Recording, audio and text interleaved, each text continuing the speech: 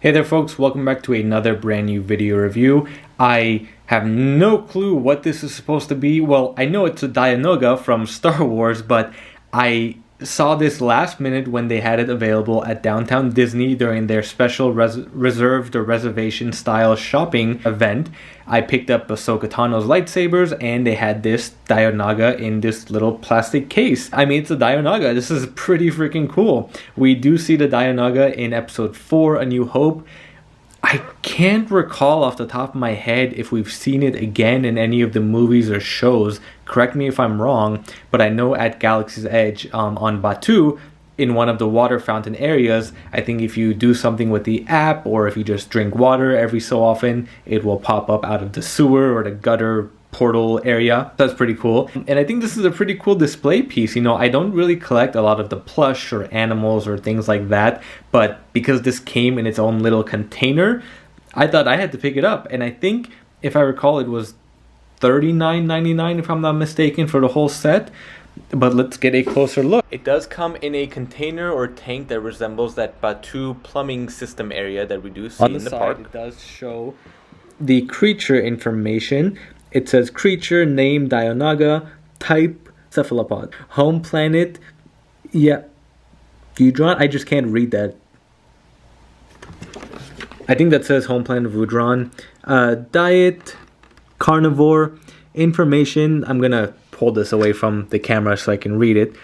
This tentacle carnivore is a slimy monster that pokes its eye stalk above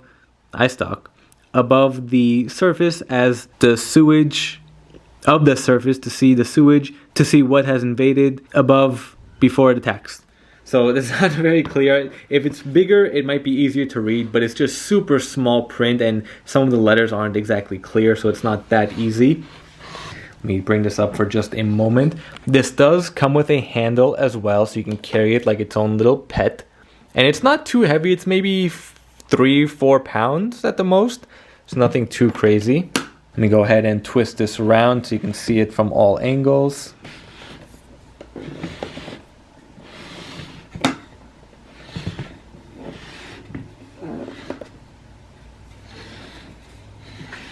And I believe the bottom had some instructions.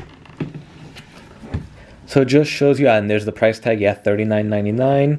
So it does say how to twist off the top and take out the Dianoga and put them back in. And I guess you can move them around. And it is battery operated, so I did see them kind of playing around with it when I was there. And it says move left, right to move neck. I think it doesn't really make sense, but let's go ahead and open it up and see what this guy can do. Twist and pop off. Get that out of the way. And let me get this guy on. It feels so weird. It's like a weird slimy rubber material. And they have him sitting on this little thing. And oh, that's not very cool. They have, I guess the paint didn't dry all the way or something didn't dry. So everything is like stuck to the plastic. Which I hope it doesn't really affect it too much. But on the bottom here, you can see on the bottom, there is his little mouth and the battery compartment. Let me take this out. And I don't think there's any on. Oh, there's an on switch right here as well. And just look at all those tentacles. Let me get a close-up of that. Now that's some pretty cool detail in everything. In the little teeth. Everything is rubber, so like these are rubber. They're just a little bit harder plastics. You don't have to worry about them breaking off or anything. Alright, let's go ahead and turn this guy on.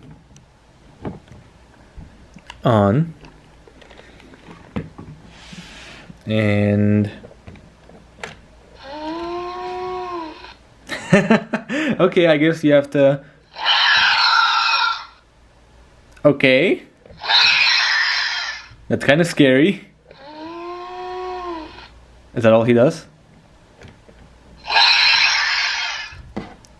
I don't think anything else does. Let's see if we can try to get him to make some more sounds. That's all he's really been doing. Alright, let me read the bottom of this thing again, what it says. It says have move leg up to move neck. Okay. I don't know which leg. Oh, there we go. So the back of the leg moves the head up. And actually, I just noticed too, you can see some of like the rubber and the paint that has chipped off. So that's pretty unfortunate that that happened. That's not something you can really see when you're in the store. So this back leg here, I guess you have to hold him down. You move him up like that. And he makes that crazy sound. And then it says move leg down to move neck down. Well, I guess if you move him up, then he comes down. Move leg right. Okay, so that's what that word was, left and right. So, you know, you can move him left and right like that. But that's all the sound he really makes, I guess. I mean, it's kind of disappointing.